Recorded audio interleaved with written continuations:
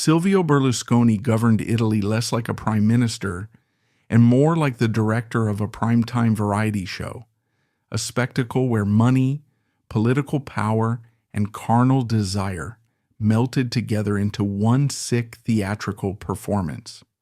He was a feudal lord dropped into the 20th century, a man who believed that the state treasury and his private bedroom were simply adjacent rooms in the same palace.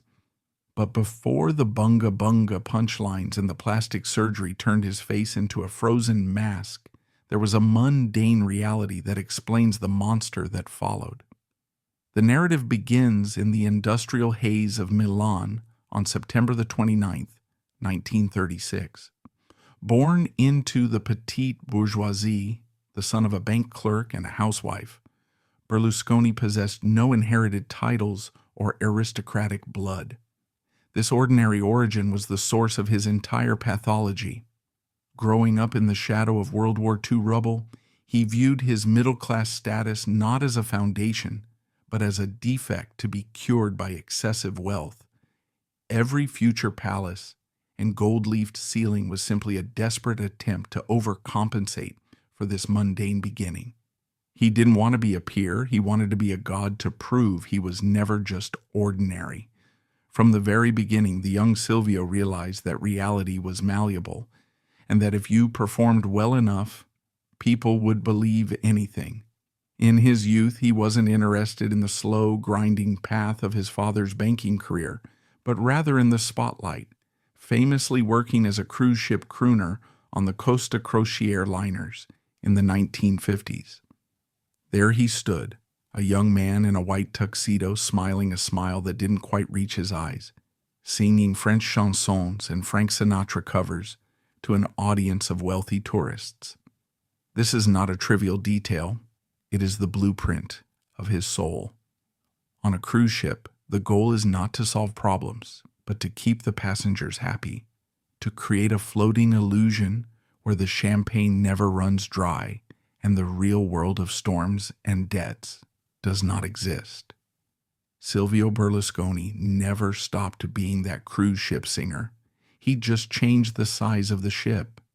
He simply traded the Costa Concordia for the helm of the Italian Republic, swapped wealthy tourists for 60 million Italian citizens, and abandoned love songs to sing lies about prosperity, eternal youth, and his own godhood. But as he moved from entertainment into business, and from business into politics, a dark transformation occurred where the charming salesman began to believe his own sales pitch, marking the onset of a malignant god complex. Wealth was insufficient. He had to be the richest. Power was inadequate. He required omnipotence. Even being a man was too limiting. He had to be a superman, a figure of limitless virility and endurance. This was a case study of a specific psychological deviation, malignant narcissism combined with absolute power. Most narcissists are limited by their bank accounts or social standing, able only to torment their families or their employees. But when a narcissist acquires a media monopoly and rewrites the laws to protect himself from prosecution, the result is a distortion of reality that warps the moral compass of a nation. Berlusconi created a culture, Berlusconismo, where shame was deleted, where there was no such thing as a lie, only good marketing or bad marketing. If he was caught with a prostitute, it wasn't a sin. It was proof of his virility.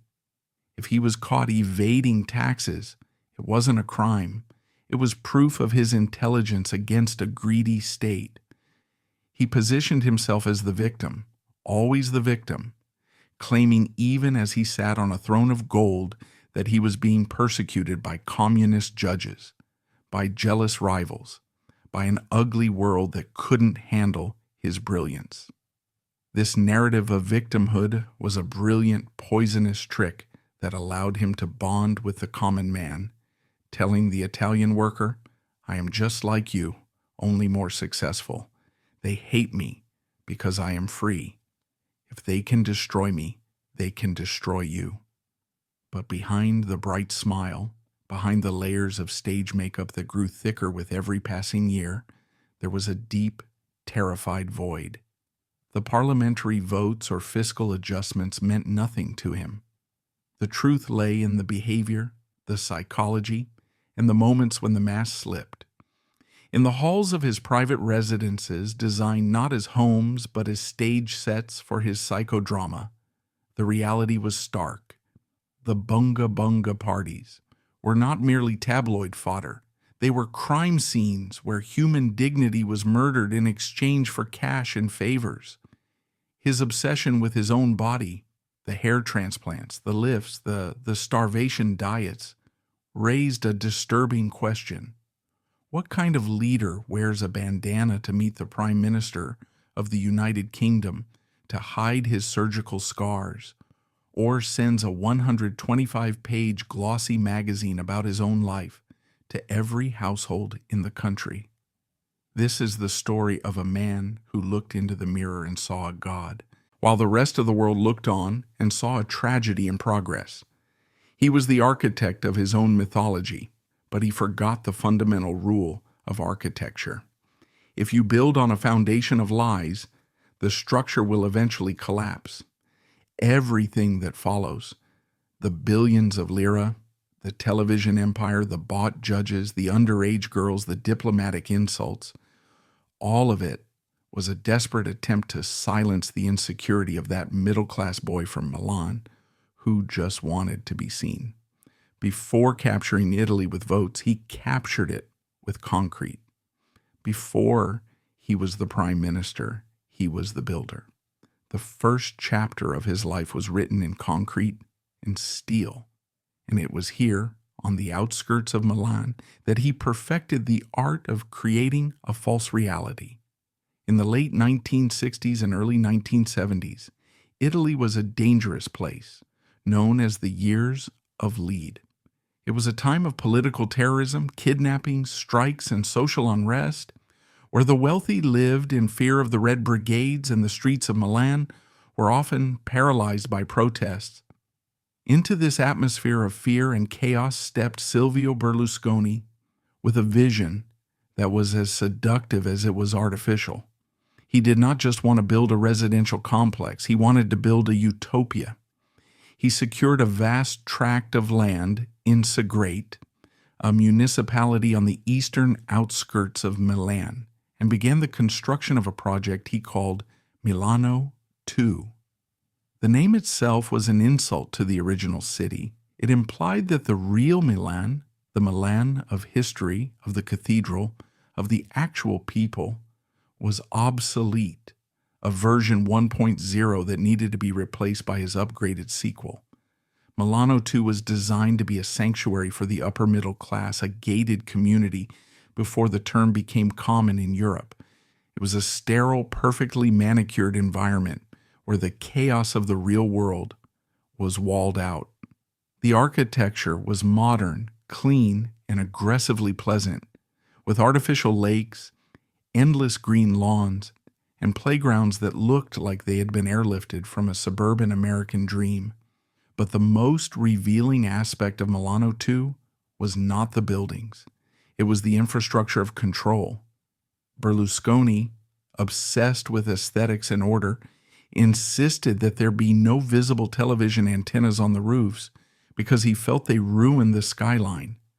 Instead, he wired the entire city with a state-of-the-art underground cable system. This decision, seemingly just a cosmetic choice, was actually the seed of his empire. Because he controlled the cables, he realized he could control what flowed through them. He established a small local television channel called Telemilano, which initially broadcast only to the residents of Milano II.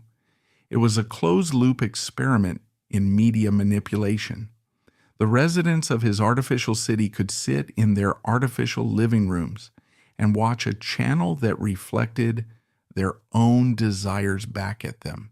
This was the laboratory where Berlusconi learned the most dangerous lesson of his life. If you control the medium, you control the message. He learned that people did not want the depressing news of strikes and bombings. They wanted game shows, they wanted American soap operas, they wanted bright colors and easy laughter. He gave them exactly that. He filled the airwaves with a hypnotic cocktail of entertainment that numbed the brain and excited the senses. Telemilano would eventually grow into Mediaset, the media juggernaut that would later serve as his political battering ram. But in those early days, it was just a tool to keep the residents of his plastic paradise happy. The funding for Milano II remains one of the great dark mysteries of Italian financial history, a detective story with missing pages. A young developer with no significant family fortune somehow accessed billions of lira to finance a project of this magnitude. Where did the money come from? This is where the story shifts from a biography of a businessman to a noir thriller. Investigating magistrates and financial journalists have spent decades trying to trace the origins of the capital that fueled Edelnord, Berlusconi's construction company. The money flowed through a labyrinth of Swiss bank accounts and offshore trust companies with exotic names, creating a fog that was impossible to penetrate. Suspicions have always lingered, suspicions of mafia money laundering, suspicions of connections to the Vatican Bank, suspicions of involvement with the P2 Masonic Lodge. The P2 Lodge, propaganda do, was a shadow state within the state, a secret society of generals, politicians, spies, and businessmen who sought to steer Italy towards an authoritarian right-wing agenda. Berlusconi's name was later found on the membership list of P2, card number 1816. While he would always downplay this connection, laughing it off as a social club, the alignment of interests was undeniable. The P2 Lodge wanted to control the press and the judiciary to reshape Italy. Berlusconi wanted the exact same thing, initially to protect his business, and later to protect himself. Beyond the shadowed bank accounts lay the psychology of the man walking through the construction site of Milano II. He was meticulous, obsessive, a micromanager of the highest order. He would personally inspect the flower beds, checking that the petals were the correct shade of red. He would stop residents in the street to ask if they were happy, performing his role as the benevolent lord of the manor. He sold the flats himself, using his legendary charm to convince buyers that they weren't just purchasing real estate, they were buying entry into a superior way of life, a life free from the grime and danger of the common people. This was the Berlusconi method in its embryonic form. Create a beautiful artificial bubble, exclude anything ugly or complicated, and sell tickets to get inside. He was creating a world where he was the author of reality. In Milano II, the leaves were always green, the streets were always clean, and the television always showed happy people. It was a sterile, air-conditioned Eden, and he was its god. This success fed his narcissism like high-octane fuel. If he could build a city and make people live exactly how he wanted them to live, what else could he build? If he could determine what they watched on television in the evening, what else could he determine? The transition from real estate to media tycoon was not a change of career. It was an expansion of his control grid. He realized that the same principles he applied to Milano II, entertainment, surface beauty, the exclusion of negativity, could be applied to the entire nation. He looked at Italy and saw it not as a country with a constitution and a history, but as a dilapidated flat block that needed renovation. He saw the voters not as citizens, but as potential tenants in a new, grander version of Milano II. And he saw himself not as a public servant, but as the ultimate salesman, ready to pitch the deal of the century. The construction of Milano II was the rehearsal. The construction of his political persona was the main event. He had learned that people would trade their freedom for comfort, and their critical thinking for entertainment. He had tested the drug on a small population in Segrate, and it had worked. Now he was ready to manufacture it on an industrial scale. The architect of dreams was about to become the emperor of illusions, and he would use the very cables he laid under the streets of his model city to strangle the intellectual life of a nation. This was not just business. This was the beginning of a pathological conquest. He had built the stage. Now he needed to write the script where he was the hero, the lover, and the savior, all rolled into one smiling, tanned, invincible package. As the 1970s bled into the 1980s, the architect began to hunger for more than just tenants. He hungered for an audience that could never look away. The transition was seamless because the product was the same: escapism. He understood something about the Italian soul that the intellectuals and the communists in their smoky cafes missed entirely. He understood that after years of terrorism and political austerity, the Italians were exhausted. They didn't want revolution. They wanted Dallas. They didn't want moral lectures. They wanted quiz shows with scantily clad women. They wanted the bright, saturated colors of commercial television. And Berlusconi, the man who had once sung for tourists on a cruise ship, knew exactly how to give it to them. He didn't force it upon them. He seduced them with it.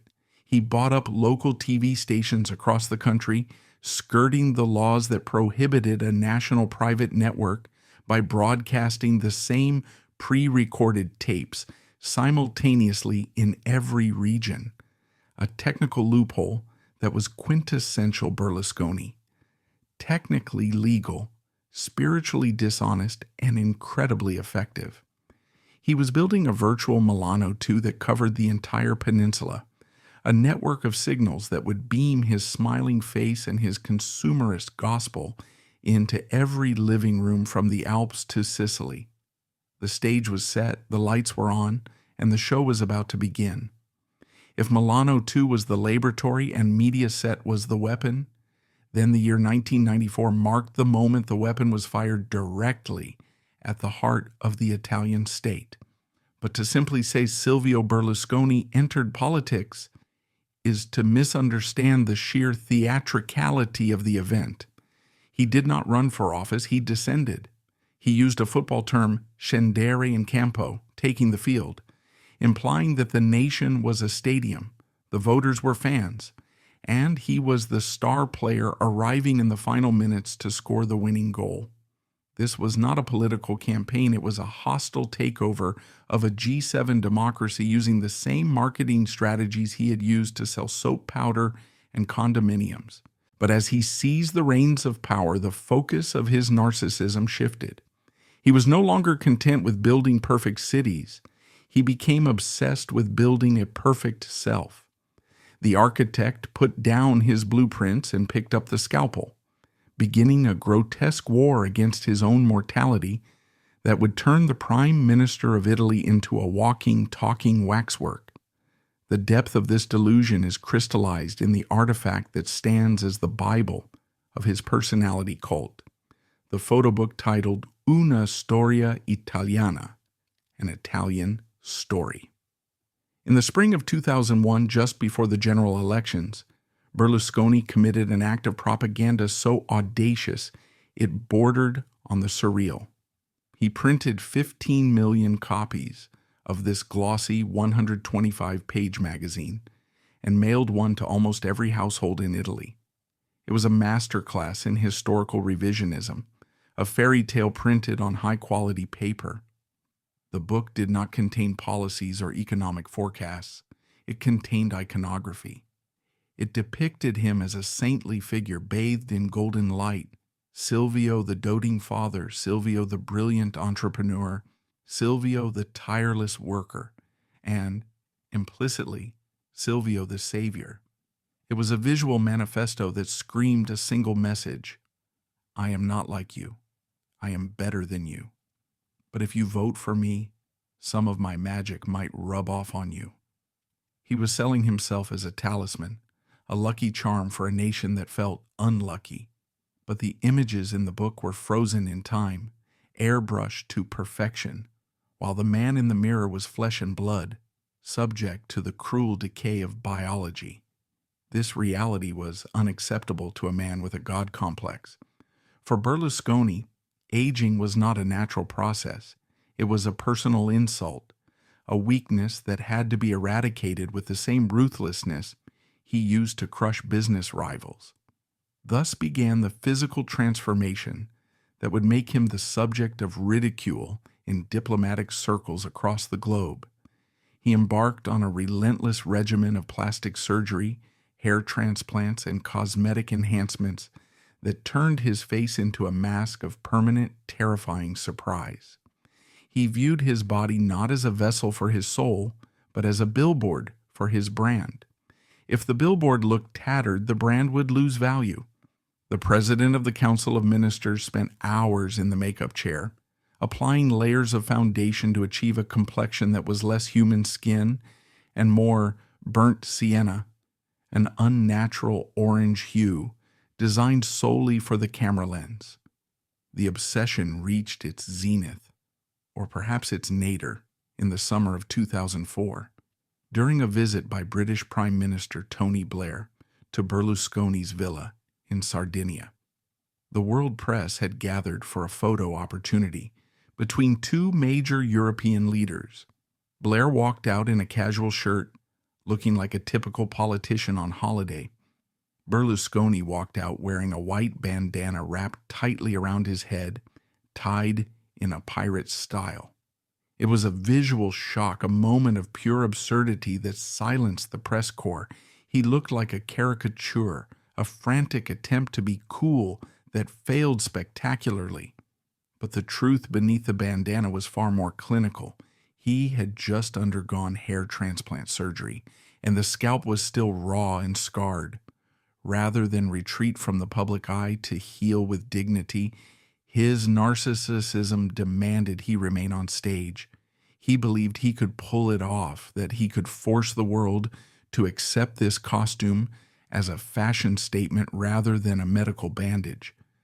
It was a display of grotesque narcissism, the belief that his reality, no matter how ridiculous, superseded the objective reality of everyone else in the room.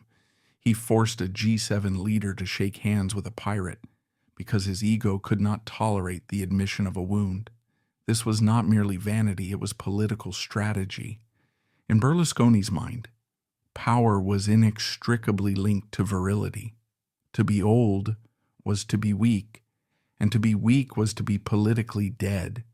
He began to refer to himself as Superman, not as a joke, but as a factual description of his stamina.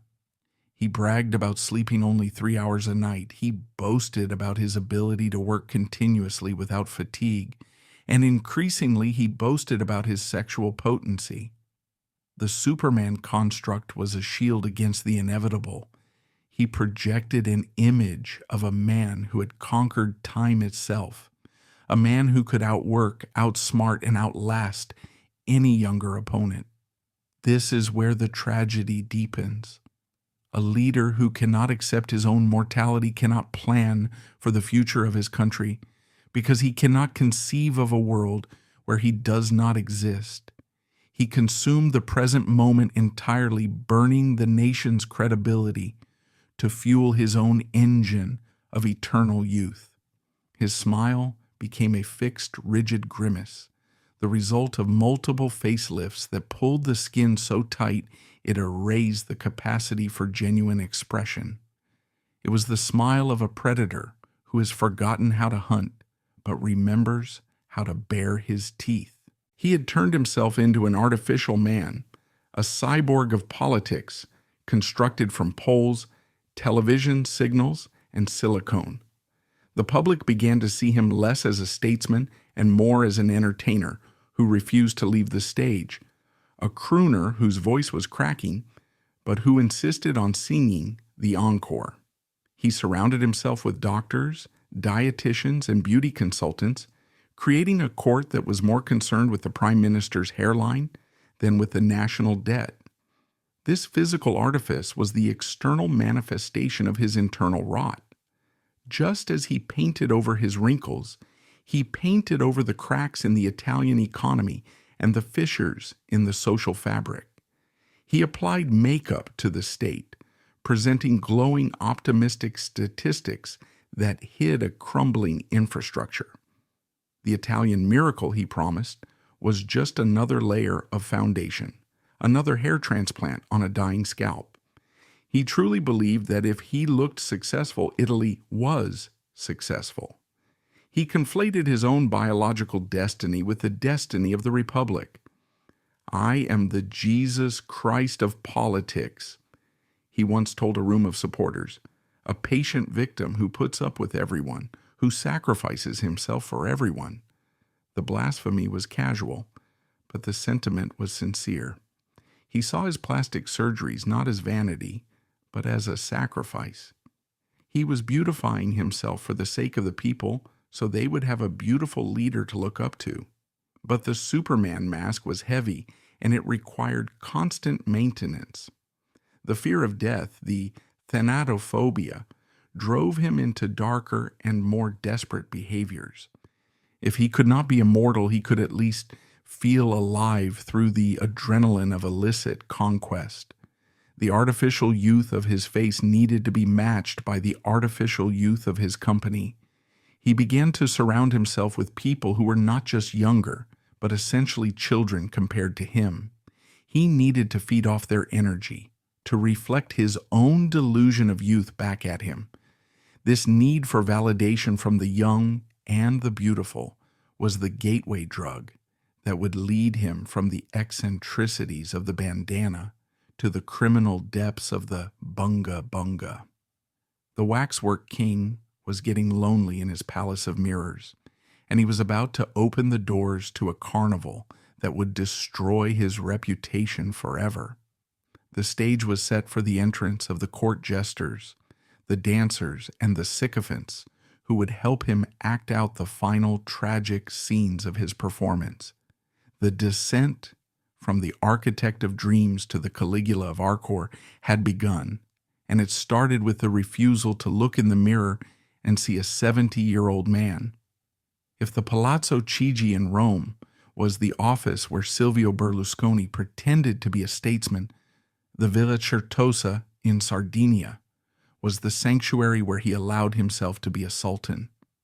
The geography of his escape reveals the essence of the man. He did not retreat to a quiet cabin to read books or reflect on policy. He retreated to a fortress of kitsch that he constructed on the Emerald Coast, a 168-acre testament to the idea that money can buy everything except good taste. This was not a residence.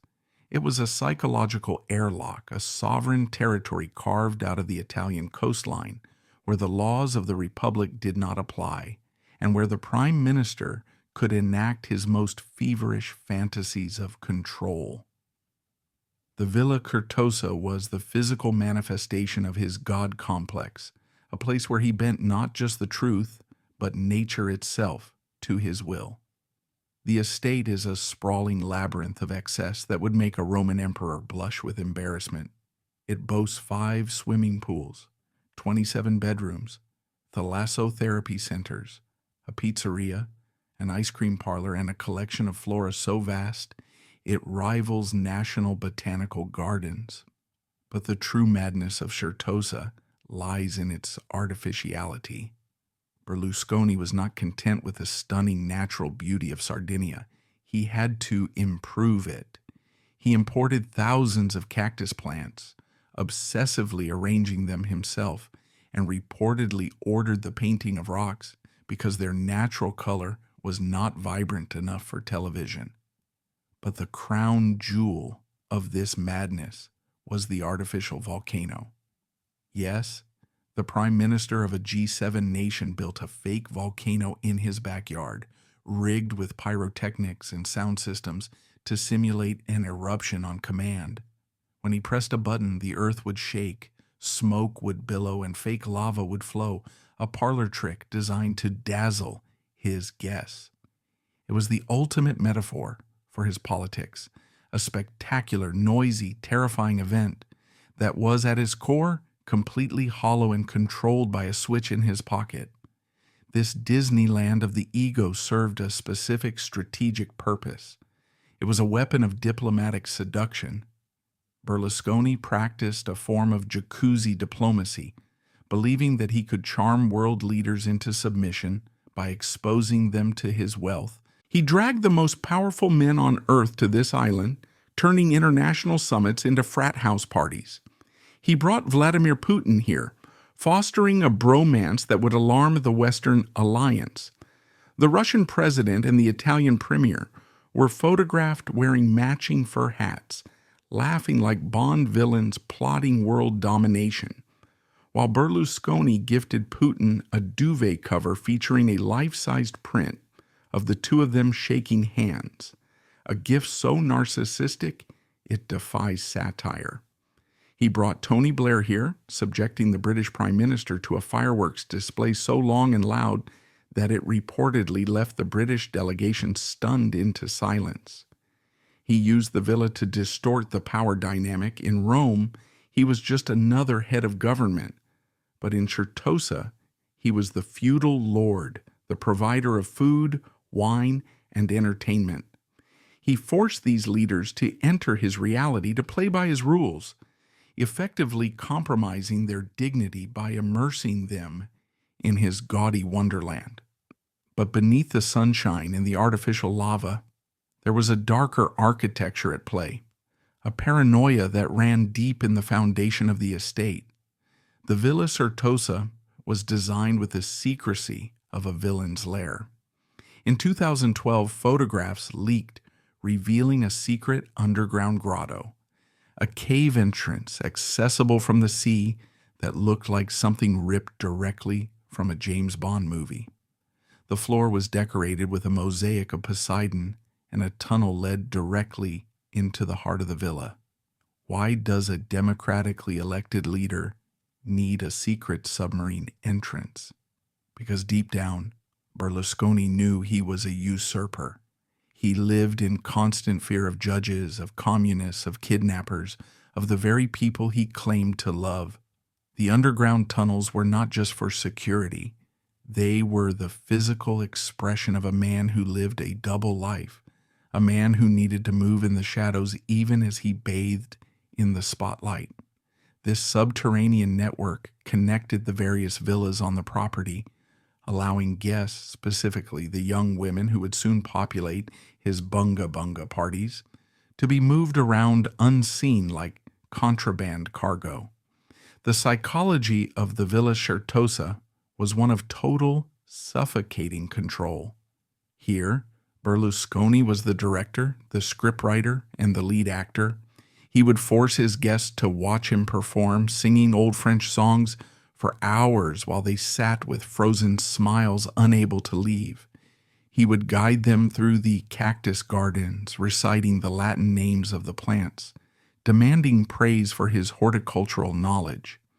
It was a Truman Show where everyone knew the script except the public outside the gates. The staff at the villa were sworn to secrecy, operating like the servants of a monarch, ensuring that the ice cream was always cold and the towels were always fluffy. In this bubble, Berlusconi was not an aging politician facing corruption trials. He was an eternal playboy, a beloved king, a genius. The Villa Certosa was the incubator for his madness, the place where he lost touch with the last remnants of reality. It was here that he convinced himself that he was above the law, because on this island, he was the law. This environment was the necessary precursor to the debauchery that followed. You cannot hold a Bunga Bunga party in a flat in Rome. The neighbors would hear. The spell would break. You need an island. You need a fortress. You need a place where moral gravity is suspended. The Villa Certosa was built to be a seraglio, a harem for the modern age. Every swimming pool, every hidden grotto, every oversized bed was placed with a specific intent to facilitate the gratification of the emperor. The ice cream parlor wasn't for children. It was a prop for a twisted game of innocence and experience. The butterfly room wasn't for collecting insects, it was for collecting women. The architecture itself was complicit in his sins. It lured people in with the promise of luxury and then trapped them in a web of complicity. When young aspiring actresses or showgirls arrived at Certosa, they weren't just stepping onto a rich man's property. They were stepping into a different dimension where the normal rules of exchange, talent for success, work for money, were replaced by a primal barter of flesh for favor. The empty halls of Certosa stand as a monument to a tragedy of isolation. The artificial volcano didn't erupt for the joy of it. It erupted to drown out the silence. The thousands of cactus plants were planted to fill the empty space. The endless stream of guests, from dictators to showgirls, were invited not because he loved them, but because he was terrified of being alone with his own thoughts. The Villa Certosa was the most expensive panic room ever built. It was a golden cage where a man terrified of his own mortality tried to build a paradise on earth, only to create a purgatory of tacky excess. He stood on his terrace looking out over the Mediterranean, the orange makeup on his face melting in the heat, believing he was the master of all he surveyed, while in reality, he was a prisoner of his own appetites. The stage was now perfectly set. The lighting was rigged. The audience was captive. The volcano was primed. All that was missing were the dancing girls to complete the ritual. And they were coming. They were coming by the plane load, brought by the promise of easy fame, ready to dance for the man who thought he could buy happiness if he just signed enough checks. The kingdom of lust was open for business, and the price of admission was your soul. From the stage sets of Villa Certosa, the performance naturally migrated to the darker, more enclosed spaces of his Arcor residence, evolving into the ritual known simply as Bunga Bunga. The phrase itself, Bunga Bunga, entered the global lexicon as a punchline, a silly rhythmic set of syllables that sounded like a bad joke from a 1970s comedy sketch. But to treat it as a joke is to miss the profound darkness at its center. It was not a party, it was a ritual. It was a systematized industrialization of intimacy, where the Prime Minister of Italy attempted to fill the void in his soul with a relentless conveyor belt of female flesh. It was here, in the basement of his Arcor residence and the taverns of Sardinia, that the God complex mutated into something truly grotesque, a demand for absolute performative worship from the bodies of the desperate. The evenings always began with a deceptive veneer of civility. The tricolor dinner, as it was often called, was the opening act. 20 or 30 young women, aspirants, models, weather girls, and prostitutes would gather around a long table. Berlusconi sat at the center, the feudal lord presiding over his banquet. But this was not a conversation, it was a monologue. For hours, the women were forced to listen to him speak. He would recount his meetings with world leaders, retell stale jokes, and sing the praises of his own genius. The guests were not there to eat, they were there to be an audience. They learned quickly that the price of admission to the inner circle was total, unblinking attention. They had to laugh at the right moments and applaud at the right pauses. It was a test of loyalty, a way to filter out those who were unwilling to submit to the narrative of his greatness. But as the night deepened, the veneer cracked. The group would move to the Bunga Bunga room, often a dedicated space designed to look like a private nightclub or a burlesque theater. This is where the elegance of the statesman evaporated, replaced by the debauchery of the satyr. The rituals enacted here were not merely sexual. They were theatrical and deeply weird, designed to humiliate the participants and elevate the host. The most notorious of these performances involved the masks. Women were encouraged and often paid extra to dress up in costumes that reflected Berlusconi's specific psychosexual obsessions. Witness testimony from the trials describes a scene of dark absurdity that defies belief. Nicole Minetti, a dental hygienist whom Berlusconi had elevated to a regional counselor, a public official paid by the taxpayer, performed a striptease dressed as a nun. She wore a habit and a cross, peeling them off to reveal her exposed body while the Prime Minister watched. The layers of transgression here were absolute. The mixing of the sacred and the profane, the use of a political appointee as a court jester, the desecration of religious imagery for the amusement of a man who called himself a defender of Catholic values. Others dressed as nurses, as policewomen, and even in a moment of surreal narcissism, wearing masks of the Brazilian football star Ronaldinho or the American President Barack Obama. It was a carnival of chaos where institutions, the church, the law, sports, international politics, were reduced to fetish objects, stripped of their meaning and turned into props for his arousal. But the core of the ritual was the competition. Berlusconi created a Darwinian harem. He pitted the women against each other, creating an atmosphere of fierce, toxic rivalry. They weren't just dancing for fun, they were dancing for their rent, for a role on a media-set reality show, for an envelope of cash. He watched them fight for his attention like an emperor watching gladiators, deriving pleasure not just from the sex, but from the power he held over their economic destinies. He was the gatekeeper of their dreams. If they pleased him, they survived. If they bored him, they were discarded. This power dynamic is the definition of sexual predation, masked as generosity. The soundtrack to this madness was perhaps the most disturbing detail of all. The women were often led in song, a choir of paid sycophants, singing anthems of praise to the leader. The most famous of these was Meno male che Silvio che. Thank goodness for Silvio. The scene was grotesque. A 74-year-old man sitting on a velvet throne in a basement disco, surrounded by scantily clad teenagers who are contractually obligated to sing about how lucky the world is to have him.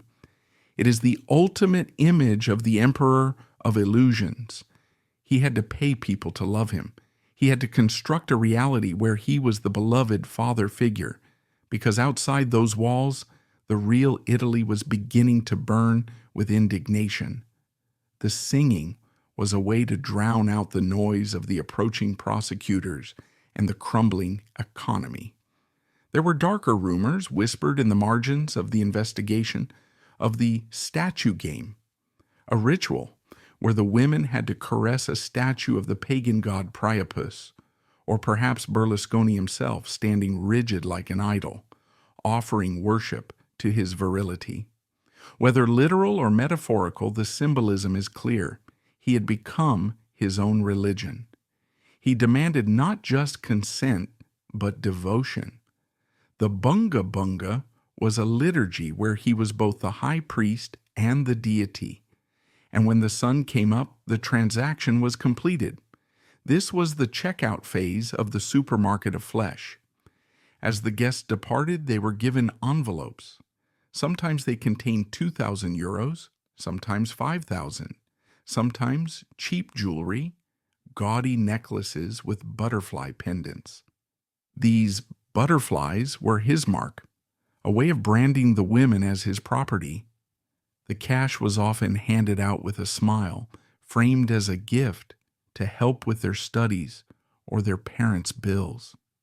It was a mechanism to buy silence and to maintain the fiction that these were not payments for services rendered, but everyone knew the truth. The envelopes were the salary for the night shift in the factory of his ego. This was the fatal weakness in full bloom. Berlusconi believed that everyone had a price. He believed that human dignity was a commodity that could be traded on the open market. He thought he could insulate himself from the consequences of his actions by building a wall of money around his vices. But he forgot that in a system built entirely on transaction, there is no loyalty. The women he paid to sing his praises were also taking notes. They were remembering the dates, the times, and the depravities. He was sowing the seeds of his own destruction, creating an army of potential witnesses who would one day trade his secrets for a different kind of currency, fame and immunity. The Bunga Bunga parties were not a celebration of life. They were a funeral wake for his reputation, held nightly, with an open bar and a dress code of sexy. He was dancing on the edge of a volcano, and he was too drunk on his own power to smell the sulfur. If the Bunga Bunga parties were the crime, the night of May 27th, 2010 was the cover-up that shattered the illusion forever. History often turns on trivial moments, on a forgotten receipt or a wrong turn, but in the case of the downfall of Silvio Berlusconi, it turned on a stolen bracelet and a frightened 17-year-old girl sitting on a plastic chair in a Milanese police station. Her name was Karima El Maroug, a Moroccan runaway known to the Milanese underground by her stage name, Ruby the Heart Stealer. She had been detained by the police not for prostitution, but for a petty theft involving a roommate. Under normal circumstances, the machinery of the Italian state would have processed her with bureaucratic indifference. A minor without a guardian would be photographed, fingerprinted, and sent to a secure community shelter for her own protection. It was a routine procedure in a busy city. But Ruby was not a routine detainee. She was a walking repository of the Prime Minister's darkest secrets, a living piece of evidence who had seen the Dragon Room and danced the Bunga Bunga. And she held the power to bring the government down. What happened next is perhaps the most defining moment of Berlusconi's abuse of power, a moment where the separation between the man and the state was completely erased. Late that night, the phone rang at the Milan police headquarters, the Questura. On the other end of the line, calling from an official summit in Paris, was the Prime Minister of Italy. He did not call to report a national emergency or a terrorist threat. He called to intervene in the arrest of a teenager, but he did not plead for her release as a friend. He commanded it as a head of government, deploying a lie so brazen, so absurd, and so easily disprovable that it insulted the intelligence of an entire nation. He told the bewildered police officials that the girl in their custody was the granddaughter of Hosni Mubarak, the president of Egypt. He claimed that her detention would cause a severe diplomatic incident, potentially damaging the relationship between Italy and the Arab world. This was the fatal weakness manifesting as pure delusion. Berlusconi believed that reality was whatever he said it was. He believed that if he, the emperor, declared a Moroccan runaway to be Egyptian royalty, then the world must bend to accommodate that fiction. It was a lie of breathtaking arrogance. Hosni Mubarak had no such granddaughter, a fact that could have been verified with a single phone call to the Egyptian embassy. But in the hierarchical structure of the Italian police, the voice of the premier was the voice of God. The officers found themselves in an impossible bind: follow the law and risk the wrath of the most powerful man in the country, or obey the order and become accomplices to a farce. Fear won out over duty. The police hierarchy capitulated, paralyzed by the sheer weight of the authority bearing down on them. Instead of being sent to a shelter, as the law required for a minor, Ruby was entrusted to the custody of a responsible adult, handpicked by the Prime Minister. That adult was Nicole Minetti, the same dental hygienist turned regional counselor who had stripped dressed as a nun in the basement of Arcor. The fox was given custody of the hen. The state apparatus designed to protect vulnerable children was hijacked to protect a powerful man from his own vices. The police watched as Ruby walked out into the Milanese night, getting into a car with the very people who were trafficking her, effectively returning the victim to the scene of the crime. This was no longer just about sex. This was concussion, abuse of office. It was the moment Berlusconi used the sovereign power of the Republic, entrusted to him by the voters, to act as his own personal cleanup crew. When the story eventually leaked, the excuse offered by Berlusconi's defense team was as insulting as the original lie. They claimed he acted out of generosity, that he was simply trying to help a person in need. They tried to frame the phone call as an act of humanitarian aid, but the timeline told a different story. Telephone wiretaps later revealed a flurry of panicked calls between Berlusconi's entourage that night. They were not worried about Ruby's welfare. They were terrified of what she might say.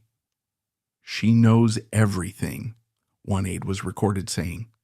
The frantic intervention was not charity. It was containment. They were trying to plug a leak in the dam before the floodwaters of scandal drowned them all. The niece of Mubarak's story was a desperate improvisation, a clumsy narrative patch applied to a gaping wound. This event marked the point of no return.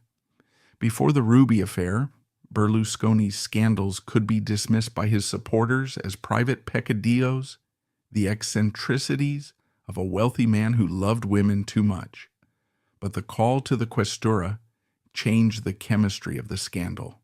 It proved that his private lust had compromised his public duty. He had exposed the Italian police force to ridicule, turning them into the punchline of international jokes. He had used the prestige of his office to intimidate civil servants. The Emperor of Illusions had finally overreached. He thought he was Superman, able to bend steel bars and police protocols with his bare hands. But he was just an old man telling lies on a mobile phone, frantically trying to stop the truth from escaping a police station interrogation room. The heart stealer had stolen something far more valuable than a bracelet. She had stolen his immunity. The curtain was being torn down, and behind it, the public finally saw the wizard working the levers, sweating, panicked, and utterly devoid of the majesty he claimed to possess. While the Ruby scandal was corroding his authority at home, a far more public tragedy was unfolding in the solemn conference halls of Brussels, Strasbourg, and Washington. For decades, the international community had viewed Italy as a founding member of the European project, a pillar of culture and diplomacy. But under Silvio Berlusconi, the nation was rapidly rebranded from a respected G7 partner into a geopolitical punchline. The virus of his narcissism, having infected the Italian media and judiciary, finally breached the borders and spilled onto the world stage. It was here, under the unforgiving glare of the global spotlight, that the emperor was revealed to be not a statesman, but a chaotic, uncontrollable eye in a bespoke suit, a man who treated the delicate machinery of international relations with the reckless abandon of a drunken guest at a wedding. The defining conflict of this era was not with a hostile nation, but with a specific type of person, the powerful, unsexualized woman. Berlusconi's entire worldview was built on a binary classification of the female gender. They were either objects of desire to be conquered or domestic figures to be patronized. He had no cognitive framework for dealing with a woman who was his intellectual equal, his political superior, and immune to his clumsy flirtations. This psychological blind spot resulted in a collision course with the most powerful woman on earth, Angela Merkel, the Chancellor of Germany. The contrast between the two could not have been more stark. Merkel was the daughter of a pastor, a physicist from East Germany, a woman of stoic discipline and almost ascetic seriousness. Berlusconi was the crooner, the tycoon, the man of velvet and gold. She dealt in data, he dealt in dreams. She was the personification of the reality principle. He was the personification of the pleasure principle. His hostility towards Merkel was the rage of a magician whose tricks were failing. He could not buy her, he could not charm her, he could not impress her with his villas or his fabricated tales of glory.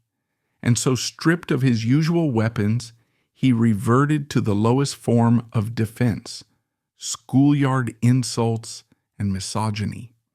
The nadir of this relationship, and perhaps the nadir of modern Italian diplomacy, came with a slur that echoed through the chancelleries of Europe. In tapped conversations with newspaper editors and associates, Berlusconi was alleged to have referred to the leader of the German engine room as an unfuckable lardass. Whether these exact words were captured on tape or merely reported by witnesses is almost secondary to the behavior that played out in public. The sentiment was undeniable. By attacking her physical appearance, he was admitting his own impotence. He attacked her body because he could not dismantle her intellect. It was the fatal weakness of the narcissist. When the mirror fails to reflect his grandeur, he tries to smash the mirror. This disdain manifested in acts of public humiliation that left the diplomatic corps gasping in horror. At a NATO summit in Baden-Baden in 2009, as the leaders of the free world arrived to be greeted by Merkel on the red carpet, Berlusconi was missing. He had stepped out of his limousine but remained glued to his mobile phone, chatting animatedly while the German chancellor stood alone, waiting for him, checking her watch, humiliated in front of the world's cameras. He finally wandered over, still talking, treating the summit host like a concierge. This was not merely bad manners. It was a power play. It was a deliberate signal that his private conversation was more important than the security of the North Atlantic Alliance. It was a message that he did not respect the protocols of a world he did not control.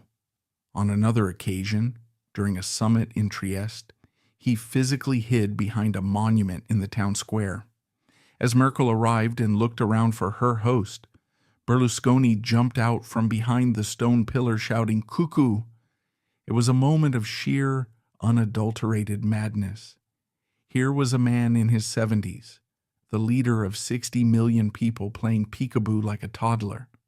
Merkel's reaction was a frozen smile, the pitying look one gives to a senile relative. But the cameras flashed, and the image went around the world. The cavalier had become the clown.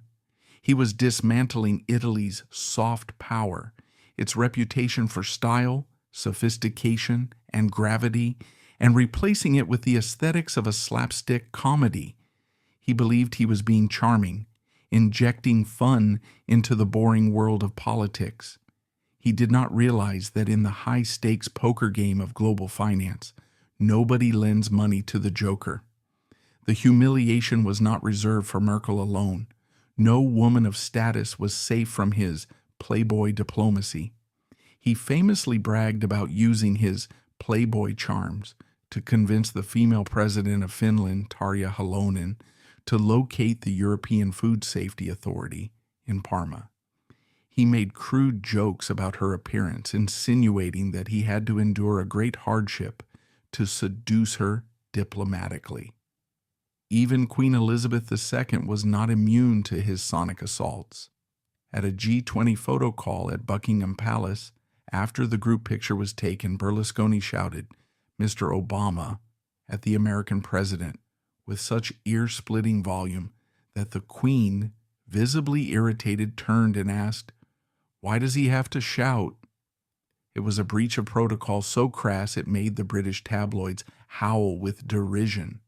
He was the loud, embarrassing uncle at the funeral of dignity, unable to read the room, unable to lower his voice, unable to stop performing. But the world was not just laughing, it was calculating the risk. The international markets began to view Italy through the lens of its leader's instability. If a man hides behind monuments and insults the Chancellor of Germany, can he be trusted to implement structural reforms? Can he be trusted to manage the third largest debt pile in the world? The Berlusconi risk became a tangible economic factor.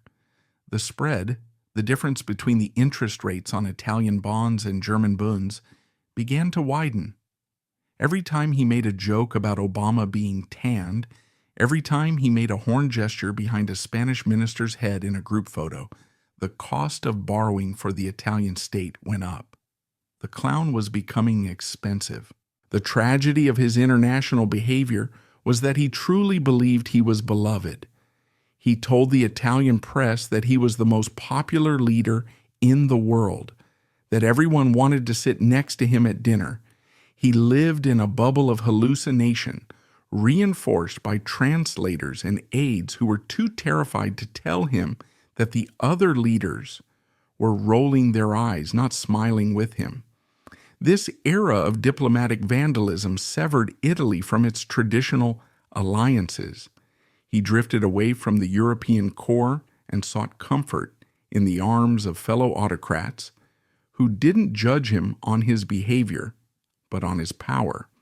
He spent increasing amounts of time with Muammar Gaddafi of Libya, allowing the dictator to pitch a Bedouin tent in the parks of Rome, and with Vladimir Putin, whom he regarded as a kindred spirit.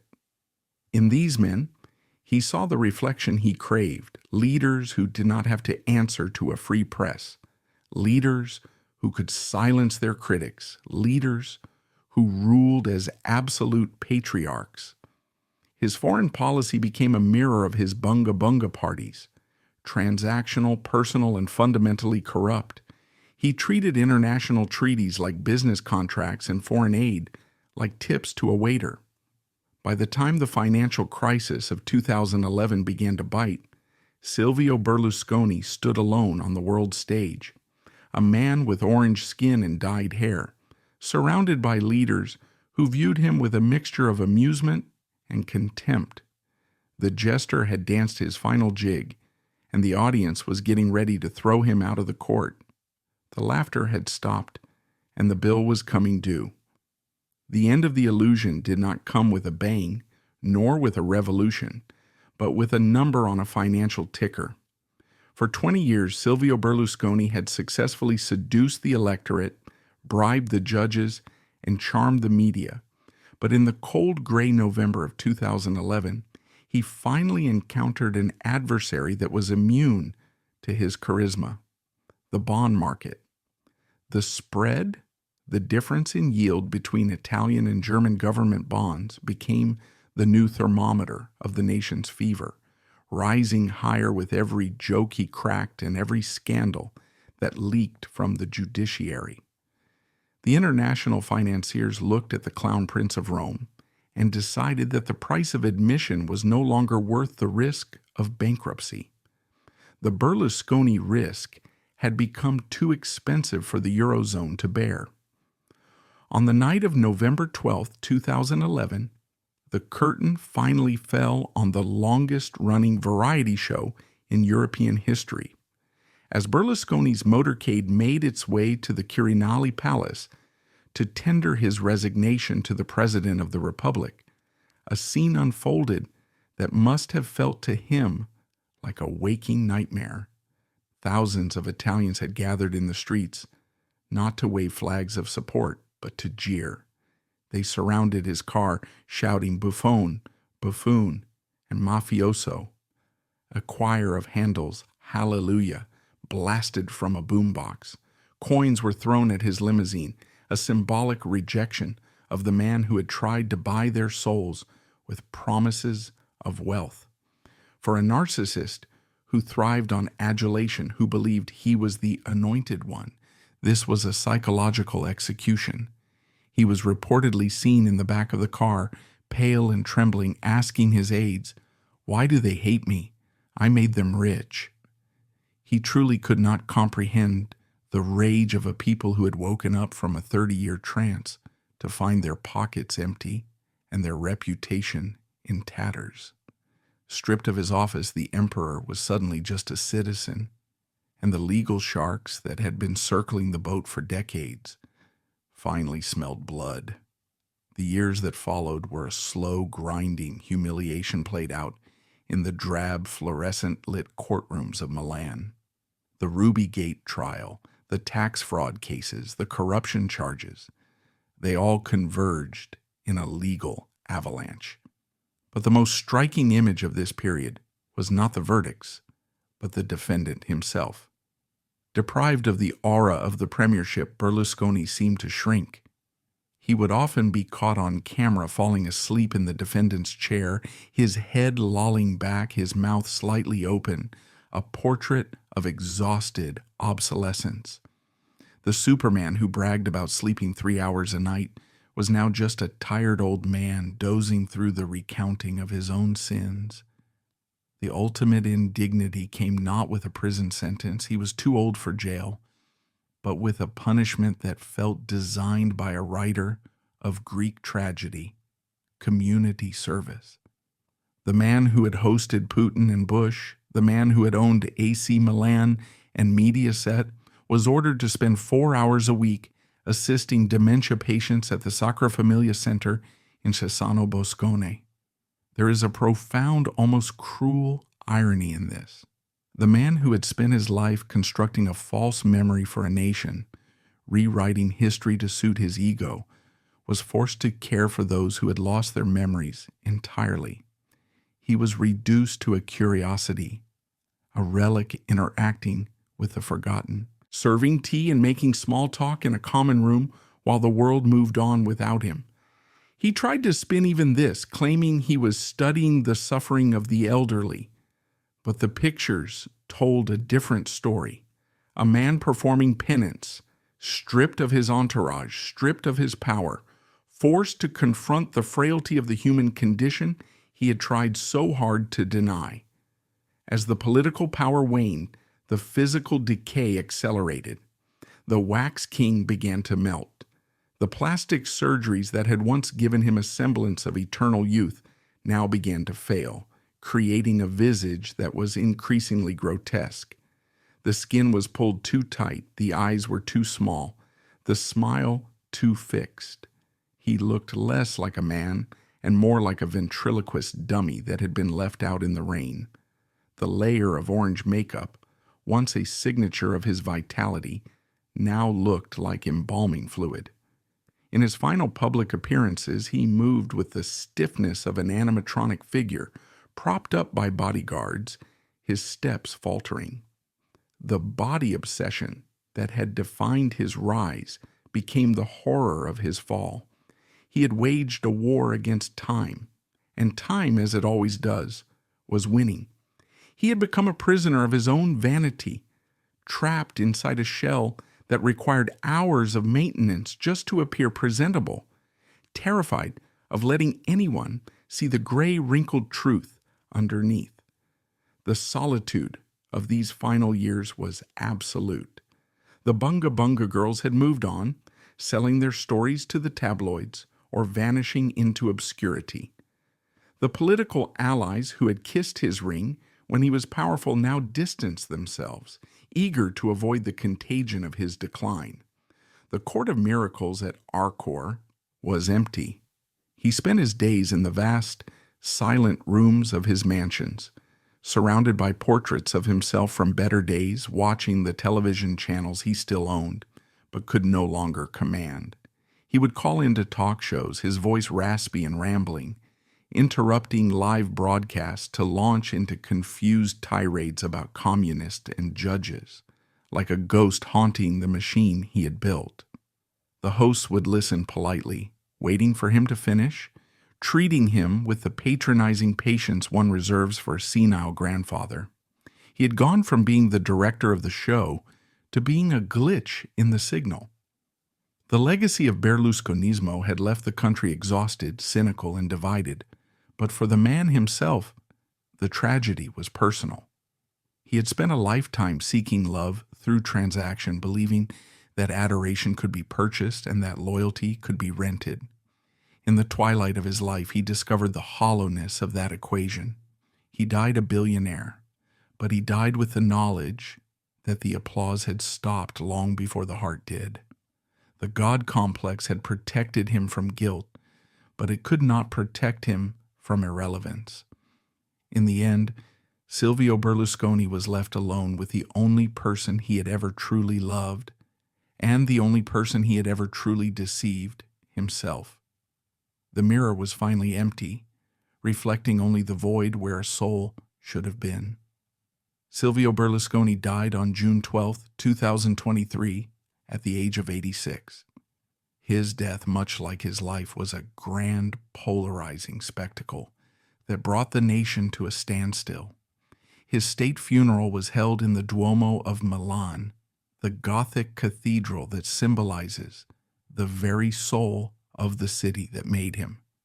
Thousands gathered in the piazza, waving the flags of his football club like religious icons, chanting his name one last time. Inside, the political elite of Italy sat in somber rows, paying tribute to the man who had dominated their lives for 3 decades. But outside the piazza and across the rest of the country, there was a strange, hollow silence. It was not the silence of grief, it was the silence of exhaustion. Italy was not mourning a father, it was recovering from a fever. The show was finally over, the lights were being struck, and the audience was left blinking in the harsh daylight of reality, looking at the bill he had left behind. Now that the Cavaliere is gone, the question remains, what did he leave behind? He left behind a media empire, a few villas, and a football trophy cabinet. But his true legacy is far more insidious and intangible. He left behind a culture, Berlusconismo, that has permanently altered the DNA of the Italian Republic.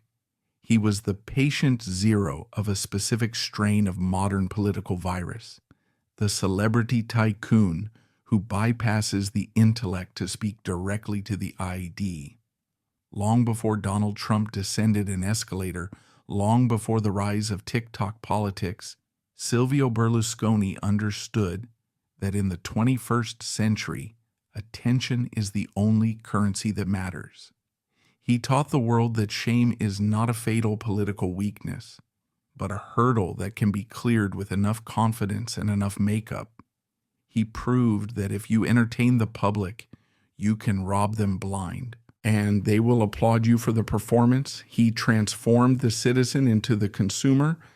He told the Italians that they did not need to sacrifice, they did not need to struggle, they did not need to worry about the complexities of debt or law. He told them that life could be a continuous variety show, full of bright colors, easy women, and winning goals. He promised a new Italian miracle, but he delivered a mirage. Under his stewardship, the Italian economy stagnated, the youth unemployment rate skyrocketed, and the judicial system was battered into submission. He did not build the state, he eroded it. He treated the institutions of democracy, the parliament, the courts, the free press, as annoying obstacles to his personal will, eroding the public's trust in the very concept of objective truth. This is the Berlusconi scar, a cynicism so deep that many Italians now believe that all power is corrupt, that all truth is for sale, and that the only smart way to live is to look out for oneself. But the tragedy of Silvio Berlusconi is not just political, it is deeply, profoundly human. It is the tragedy of a man who possessed everything except the one thing he desperately craved: legitimacy. He wanted to be a statesman, but he could never stop being a salesman. He wanted to be respected like a De Gasperi or a Churchill, but he could never resist the urge to tell a dirty joke or make a horn gesture in a photo. He spent billions of euros trying to buy immortality, constructing mausoleums and freezing his face with surgery, But he died the same way the poorest beggar in Naples dies, mortal, fragile, and ultimately alone. The God complex that fueled his rise was also the cage that imprisoned him. It prevented him from ever having a genuine relationship, from ever hearing an honest word, from ever knowing if someone loved him for himself or for the envelope of cash on the nightstand. When we look back at the arc of his life, from the cruise ship singer to the media mogul, from the prime minister to the convict, and finally to the frail old man, we see a desperate, frenetic energy that never found peace. He was running a race against his own shadow. He filled the silence with noise. He filled the emptiness with bodies. He filled the screen with his own face, but the void remained. He was the emperor of illusions, ruling over a kingdom of smoke and mirrors, terrified that if he stopped moving, the smoke would clear and reveal that the throne was empty. He drove the Italian Republic like a stolen Formula One car, ignoring the mechanics, obsessing over the paint job, and stopping in the middle of the track to pose for photos. He revved the engine to hear the noise while the tires burned, convinced he was winning a race that everyone else had already finished. When the engine finally stalled, he simply walked away, leaving the smoking wreckage on the asphalt for the next generation. The credits have rolled. The screen is black. But in the darkness, the echo of his laughter still lingers, a haunting reminder of the time when Italy sold its soul to a salesman who promised them a dream and gave them a 30-year hangover. Silvio Berlusconi is dead, but the mirror he held up to society, the mirror that reflects our own vanity, our own greed, and our own obsession with the superficial, remains unbroken. He was not an accident of history. He was a reflection of us, and that is the most terrifying truth of all.